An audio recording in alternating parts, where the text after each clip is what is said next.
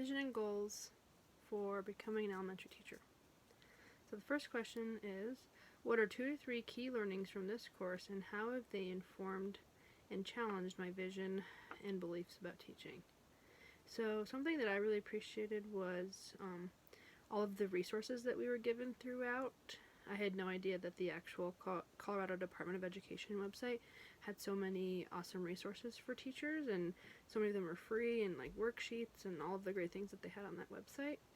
And I also appreciated all of the books and the free things like online that you told us all about, and all the websites, and just so many resources that are out there, because when you are a first year teacher, there's so many things that you don't know yet, like where do teachers actually get all their information. So it's nice to have all of that at your fingertips. And I also really appreciated the inquiry project. At first I went into it knowing what I thought my question would be, but then I changed my mind completely when I talked about suspension in another class, and then I just dove into that research and was really found so much more than I thought I would. There was so much research to back it, and I like when I have my total perspective change, because it actually doesn't happen very often, because I'm usually pretty set in what I believe, and so I like that I changed my thinking on a topic about schooling.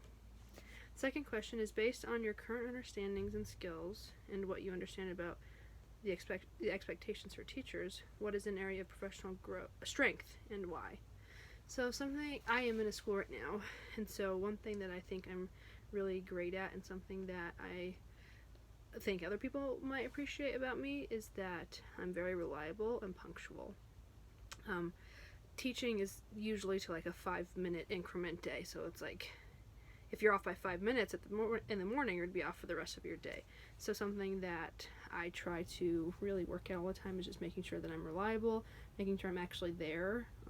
Kids need a consistent person in their life to be teaching them, and so when it's subs and they're changing, like everything's changing, it's really hard for kids to like form relationships and trust them. So I think being there and being on time is something that I really think that I am good at. And so the question 3 is the opposite. So based on your current understandings and skills of what you understand about the expectations for teachers, what is an area of professional growth and why? I laughed when I read this one because it's so obvious for me. I need to work on flexibility. It's hard for me sometimes when things aren't going the exact way that they're supposed to be going, so flexibility. And another thing that I want to work on is sharing.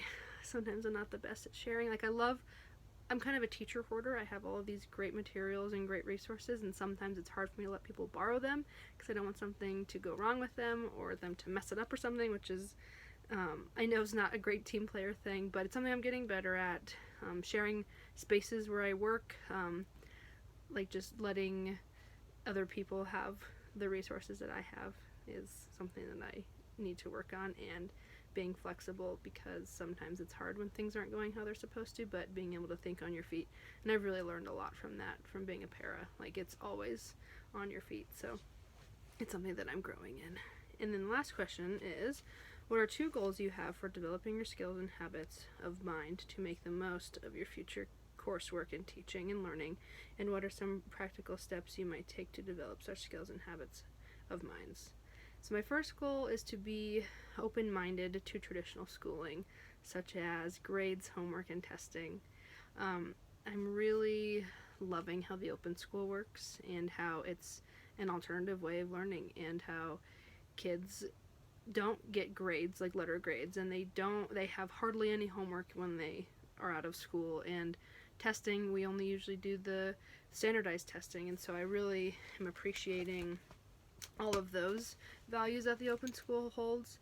But in reality, there's only one open school, but there's hundreds of other elementary schools. So I would love to be able to teach at the open school, but if for some reason I'm not able to, just being open-minded to learning other ways, because obviously if there's all these other schools that are out there, then they must be doing something right. So and I can achieve this by just experiencing it and really trying to keep my ideas open, because it's hard sometimes. I'm a person who's very stubborn, and if I find something that works, I'm going to do it that way for the rest of my life. And I know it's hard in education, so that's something I'm always working on, and something that I will continue to work on. And my second goal is having the determination and mindset that I could teach and reach any student. This is my 5th year being a para, so I'm actually a little burnt out with being a para. It's been a rough year, and it's a hard job, and so sometimes, like what I would have done at the beginning of my para career, like a couple years ago, are things I would not do now. And I think that's also just because I've been growing as a teacher, but sometimes I'm too easy to just kind of give up on kids, like, oh, this intervention isn't working, maybe someone else should do it. And so I'm really trying to just keep that mindset that I can reach any student, I can teach any student, and sometimes it's something different that they need, but most of the time it's how am I going to be different, and how am I going to teach them in a different way. And that is all. Thank you.